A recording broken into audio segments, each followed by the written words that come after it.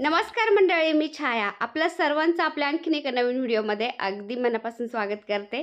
तर कालच्या व्हिडिओला सगळ्यांनी भरभरून प्रेम दिलं, त्यासाठी आभारी मी सर्वांची। तर आज आहे शनिवारी मी संध्याकाळी व्हिडिओ स्टार्ट केलाय। संध्याकाळचं वातावरण खूप फ्रेश प्रसन्न असतं ना, तर दिवाबत्ती केल्यानंतर मी स्वयंपाकाला लागत असते संध्याकाळी। तर म्हणलं आता दिवाबत्ती करते ना, तर व्हिडिओला पण सुरुवात करते मी।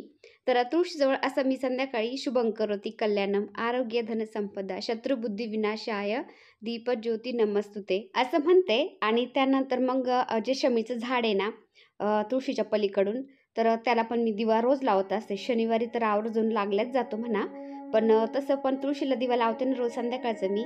तर शमीच्या झाडाजवळ पण रोज दिवा लागला जातो।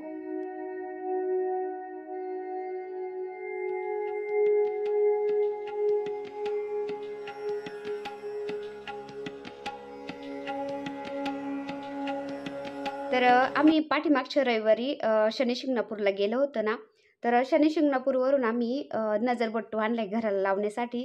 तर इथं बऱ्याचशा मावशी ताई फिरायला येतात ना, त्या बोलल्या की ताई तुझं झाडाने घर खूप छान दिसतंय, तर घराला तू नजरबट्टू नक्की बांधव। तर तो नजरबट्टू मी घेऊन आलेली आहे, तो पण बांधते मी आणि त्याचं महत्त्व अगदी थोडक्यात मी तुम्हाला सांगते। आणि शिवाक्षी नजरबट्टू आहे ना, तर तो पण मी घरीच बनवणार आहे। तर तो कसा बनवते आणि कसा बांधते ते पण मी तुम्हाला पुढे दाखवते। तर सगळ्यांच्या जीवनामध्ये काही ना काही अडचणी ह्या चालूच राहतात, आणि आपण त्या अडचणी दूर व्हाव्या म्हणून शनिदेवांना प्रसन्न करण्यासाठी आपण शमीच्या झाडाजवळ दिवा लावत असतो। तर शमीचं झाड म्हणजे शनिदेवांचं प्रतीक म्हणून आपण मानतो आणि दिवा लावतो, पूजन करत असतो। तर आपण म्हणतो की आपल्याला साडेसाती आहे, मला साडेसाती लागली बाबा। तर प्रत्येकाच्या जीवनामध्ये ही साडेसाती येतच असते, ती कोणाला चुकलेली नाहीये। देवापेक्षा आपण काही मोठे नाही आहेत, देवच मोठा आहे। त्यामुळं साडेसाती ही कोणाला चुकलेली नाहीये, ती आपल्याला भोगावीच लागते, पण ती कमी करण्यासाठी आपण काही उपाय करू शकतो। त्यामुळे आपण असं शमीच्या झाडाजवळ मोहरीच्या तेलाचा दिवा लावायचा। तसं पण शनिदेवाला आपण शनी दर्शनासाठी गेलो ना, स्त्रियांनी तिथं जायचं नसतं, फक्त पुरुषांनी तेल घालायसाठी जायचं असतं। तर आम्ही रविवारी गेलो होतो ना, तर सागरच गेला होता तेल घालायला, आम्ही खालीच होतो। तर बऱ्याचशा कमेंट येत होत्या की शमीच्या झाडाबद्दल काहीतरी माहिती द्या ताई, तुम्ही दिवा लावताना आम्हाला दाखवता पण त्याची माहितीच देत नाही। तर शमीचं झाड अगदी असं म्हणजे छोटं लावायचं आपण कुंडीमध्ये, जास्त मोठं नसतं होऊन द्यायचं। आणि शमीच्या झाडाचे पानं आहेत ना एकदम छोटे छोटे असते, तुम्ही बघू शकता। आणि जे डुप्लिकेट शमीचं झाड येतं ना, त्याचे पानं मोठाले असतात आणि त्याला गुलाबी पिवळे फुलं येतात डुप्लिकेट झाडाला। आणि जे ओरिजिनल शमीचं झाड असतं ना, त्याला असं पिवळे पिवळे छोटाले फुलं येतात बघा। आता बघा मला 3, 4, 4, 5 कमेंट आल्या ना, त्यानंतरच मी कोणत्या टॉपिकवर बोलत असते।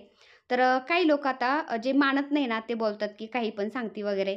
तर कसं आहे ना, मानलं तर सगळं काही आहे, नाही तर काहीच नाहीये। पूर्वीच्या काळी आपले साधू संत बोलून गेलेले आहेत, माणसाने जास्त आस्तिक पण असू नये आणि नास्तिक पण नसावं, माणसाने वास्तविक असावं, म्हणजे जे आहे ते। आता अजून एक महत्त्वाचं म्हणजे आपण दाराला उंबरठा म्हणजे उंबरा का लावतो, तर उंबरा यासाठी लावतो की जी बाहेरची निगेटिव्हिटी असते, जे काही असतं ना, त्या निगेटिव्हिटीला उंबरा थांबवण्याचा प्रयत्न करतो। त्यामुळेच मला वाटतं उंबरठ्याचं लाकूड हे उंबराच्या झाडाचंच वापरलं जातं, कारण सगळ्यांनाच माहिती आहे आपल्याला उंबराचं झाड किती पवित्र असतं। आणि अजून एक महत्त्वाचं म्हणजे आपण घराला जेव्हा उंबरा बसवतो ना, उंबरठ्याच्या त्या लाकडाखाली आपण म्हणजे उंबऱ्याखाली चांदीची पट्टी किंवा चांदीची तार बसवतो आपण, कारण असं म्हणतात की लक्ष्मीला चांदी आकर्षित करते। त्यामुळेच जर आपण घरामध्ये पण पहा, माता लक्ष्मीची आपल्याला मूर्ती करायची असेल, विग्रह घ्यायचा असेल ना, तर आपण शक्यतो चांदीचा घेतो, यथाशक्तीनुसार आपण घेतो, नाहीतर मग पितळाची घेतली तरी पण चालते। पण चांदी माता लक्ष्मीला आकर्षित करते असं म्हणतात, त्यामुळे उंबरठ्याखाली चांदीची पट्टी तार बसवतात। तर असे लाकूड आहे ना उंबरठ्याचं उंबराचं, तर ते बाहेरच्या निगेटिव्हिटीला थांबवतं। आणि चांदीची जी पट्टी उंबरठ्याखाली बसवलेली ना, तर ती देवी लक्ष्मीला घरामध्ये आकर्षित करते, म्हणजे घरामध्ये लक्ष्मी येण्याचे मार्ग पण मोकळे होतात आणि बाहेरचं काही असेल ते दारामध्ये थांबलं जातं। त्यामुळं बऱ्याच ठिकाणी मी वाचलेलं पण आहे, आपल्या स्त्रियांच्या पायामध्ये आपण चांदीच्या पट्ट्या घातल्या पाहिजे, चांदीचे पैजण घातले पाहिजे। आजकाल खूप फॅशन निघली की काळा करदुरा बांधतात, पण काळा करदुरा आपल्या पायामध्ये बांधलं ना, त्यांनी शनिदेव नाराज होतो। पहा, काळं हे शनिदेवांचं प्रतीक आहे ना, आपण पायामध्ये ते कधीच बांधायचं नाही, ते आपण हातामध्ये बांधायचं। आणि चांदीच्या पट्ट्या आपण स्त्रियांनी पायामध्ये घालायच्या। असं म्हणतात ना की स्त्री त्या घराची लक्ष्मी असते, स्त्रीच्याच पायी लक्ष्मी असते. तर आपण पायात पट्ट्या घातल्या आणि शक्यतो त्याला थोडे 2-3 घुंगरू पण असावेत त्या कोंड्याला पट्टीच्या. म्हणजे ते जसे वाजतील ना घरामध्ये तसं आपल्या घरामध्ये प्रगती होत राहते असं म्हणतात.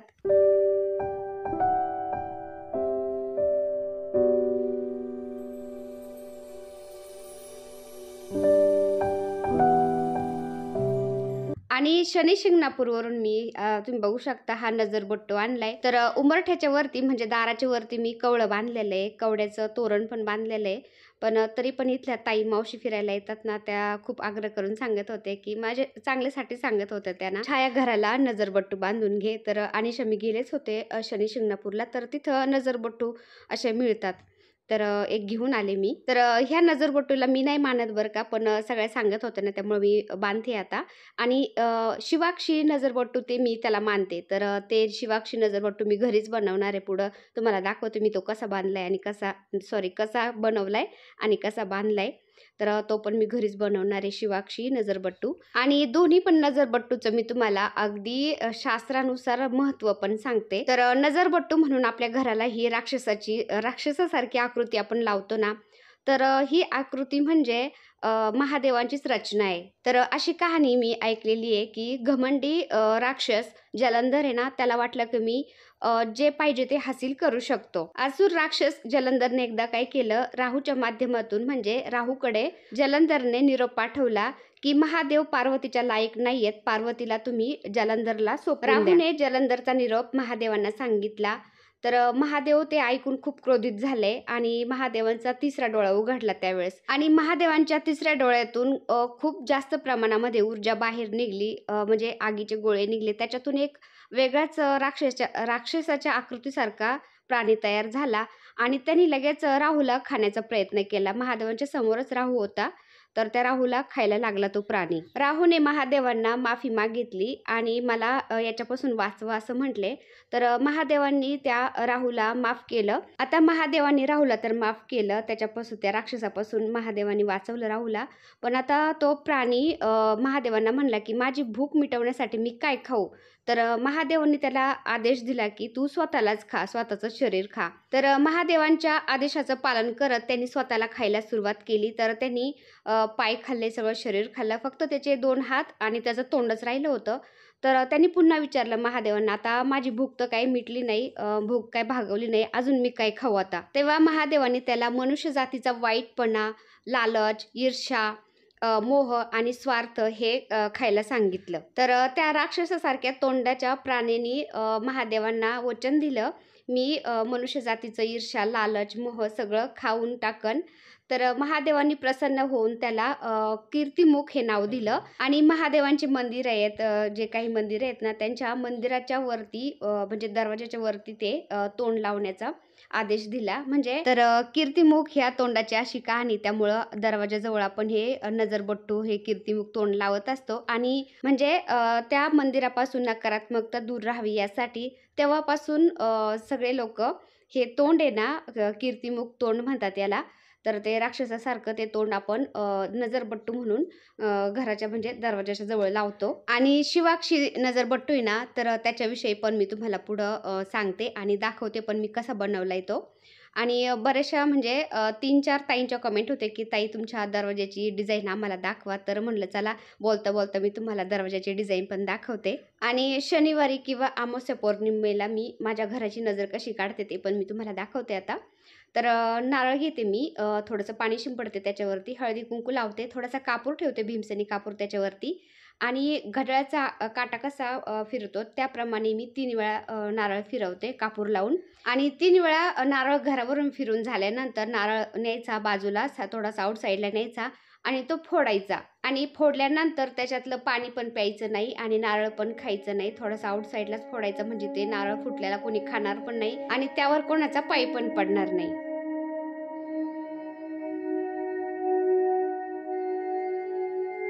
आणि अजून एक महत्त्वाचं म्हणजे आम्ही शनी शिंगणापूरला गेलो होतो ना, तर तिथं जे पूजाचं साहित्य देतात ना, रुईचा हार, फूल सगळं काही, तर त्यामध्ये घोड्याची नाल पण देतात. तर घोड्याची नाल म्हणजे ते डुप्लिकेटच असती. घोड्याची नाल काही एवढ्या काय तिथे अवेलेबल होणार नाहीत. कारण घोड्याच्या पाठीमागच्या डाव्या पायाची नाल लागत असते आपल्याला दरवाजाला लावायला. तर तिथे एवढा ओरिजिनल थोडी मिळणार आहे, आता सगळ्या डुप्लिकेटच असतात. त्यामुळे मी पण घेऊन नाही आले शनी शिंगणापूरवरून ती नाल. तिथं पूजेच्या साहित्यामध्ये दिली ना, मी तिथं देवाच्या तिथंच वाहून दिली. कारण लोखंड हे शनिदेवांचं प्रतीक म्हणून सुद्धा मानतात लोकं. शनिवारी त्यामुळे लोखंड खरेदी करत नाहीत. आणि घोड्याच्या पाठीमागच्या डाव्या पायाची जर तुम्हाला नाल मिळाली, तर ती कशी लावायची हे सुद्धा खूप महत्त्वाचं आहे. तर ती घोड्याची नाल आहे ना, आपण कोणी-कोणी मी बऱ्याच ठिकाणी पाहिलं आणि ऐकलं पण खालचा दरवाजा आहे ना आपला उंबरठा, तर उंबरठ्याला ठोकतात ती घोड्याची नाल आणि ते पण बाहेर येताना जी घोड्याची नाल आहे ना, ती लावतात. तर तशी लावत नाही. दरवाजाला वरच्या बाजूनी घोड्याची नाल लावायची असती आणि ते पण घोड्याच्या नालीचे जे 2 टोक असतात ना, ते आकाशाकडं असणारे लावावेत. असं घराकडं खाली येणारे नसतेत लावायचे. तर आपल्याला जेवढी माहिती आहे ना, तेवढंच आपण करावं. जे माहीत नाही ना, ते कधीच नाही करू. कारण जे सोयीचं बरोबर होण्याऐवजी ते आपल्याकडून चुकीचं झाल्यावर त्याचा फायदाच काय होतो? त्याचं नुकसानच आपल्याला होणार आहे. त्यामुळं जेवढं आपल्याला माहिती आहे ना, तेवढंच आपण करायचं. तर माझं घरातलं काम आवरूपर्यंत मी फौजी साहेबांना हे शिवाक्षी नजरबट्टू बनवायला सांगितला होता. तर चावी स्टँड होतं माझ्याकडं असं गोल होतं लाकडाचं. तर त्याचं ते खिळा ठोकायचं खराब झालं होतं. तर मी फौजी साहेबांना काय म्हणलं, त्याच्यावरती तुम्ही एक पुठ्ठा चिपकवा आणि त्याच्यावरती शिवाक्षी मला नजरबट्टू बनवून द्या कलरनी. तर फौजी साहेबांनी हे छोटे-छोटे कलरचे डब्बे आणलेच होते आपले झाडांच्या कुंड्या वगैरे पेंट करायला. तर फक्त हा डार्क निळा कलर नव्हता, तर ते छोटीशी डब्बी घेऊन आलेत आणि मला मस्त शिवाक्षी नजरबट्टू बनवून दिलाय. तुम्ही बघू शकता. हा शिवाक्षी नजरबट्टू आपल्याला विकत पण मिळतो आणि आपण असा घरी पण बनवू शकतो. तर हवं तसं आपण हा नजरबट्टू मागवू शकतो, घरी पण बनवू शकतो आणि आपल्या घराला लावू शकतो.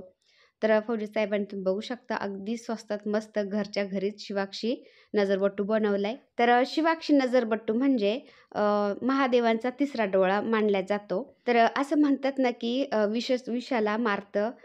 तसंच हे नजरच नजरेला मारते. त्यामुळं हा नजरबट्टू आपण आपल्या घराला लावायचा असतो. आणि आजकाल तर असे बाजारामध्ये पण छोटे-छोटे नजरबट्टू मिळतात ना शिवाक्षी. तर हे आपण आपल्या हातामध्ये घालू शकतो, मुलांच्या गळ्यामध्ये घालू शकतो.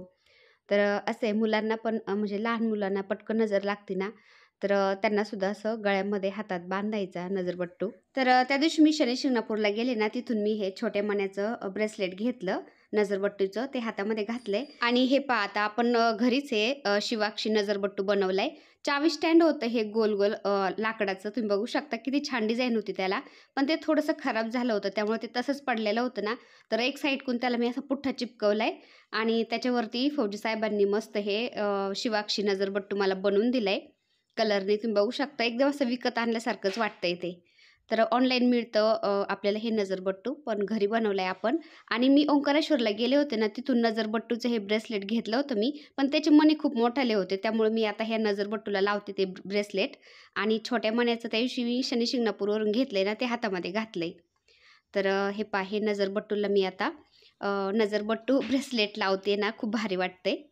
तर आता हे चिपकून म्हणजे लटकून देते मी हे. तर शनिवारीच बनवलं होतं हे फौजी साहेबांनी हे नजरबट्टू. पण ऑइल पेंटमुळे ते सुकलंच नाही 2 दिवस. त्याला सुकायलाच लागले. सुकल्यानंतर आता मी ते लावून देते. इथं तुम्ही बघू शकता.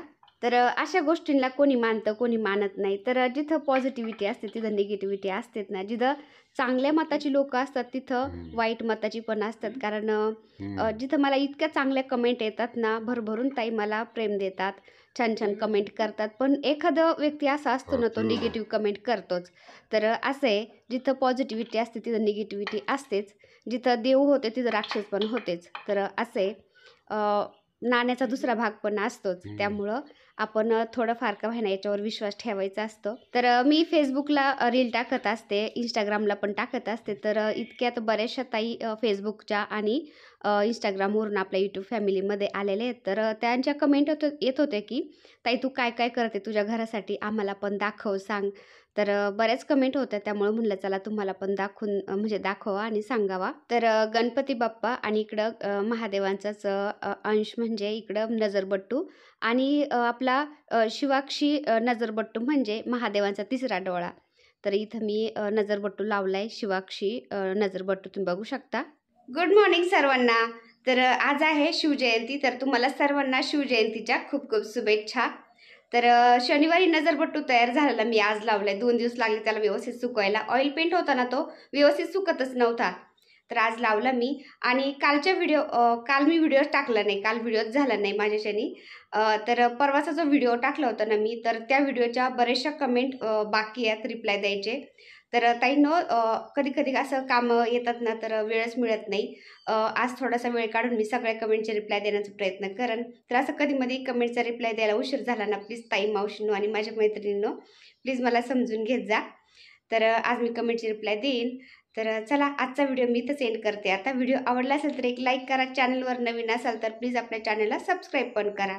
चला तर भेटूया पुन्हा अशाच एका छानशा व्हिडिओबरोबर. तोपर्यंत बाय. व्हिडिओ बघितल्याबद्दल खूप खूप धन्यवाद सर्वांचे. सर्वांना श्री स्वामी समर्थ.